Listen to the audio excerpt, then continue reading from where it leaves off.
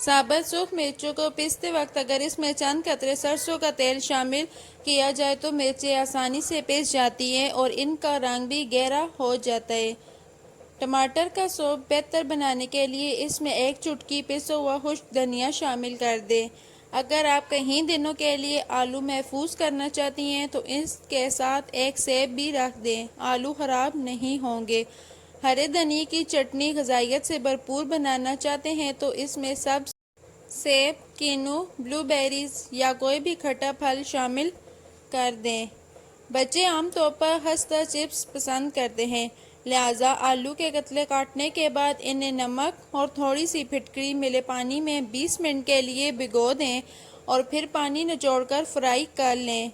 जली हुई देचकी में एक कटी हुई प्याज डालकर ऊपर से खौलता हुआ पानी डाल दें।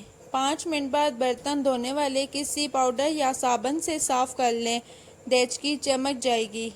खालिस शहद कुदरत का ऐसा हथिया है जो कभी ख़राब नहीं होता। अगर आपको शहद की रंगत कुछ धुंधली सी या बदली महसूस हो तो इसे 30 सेकंड के लिए माइक्रोवेव में गर्म करें और फिर से शफाफ हो जाएगा।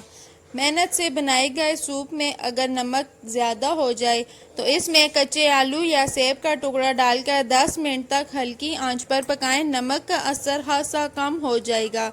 बाद में वो टुकड़ा सूप से निकाल दें। इसके अलावा अगर एक खाने का चम्मच चीनी भी सूप में डालकर पका लें तो नमक की कड़वाहट दूर हो जाती है।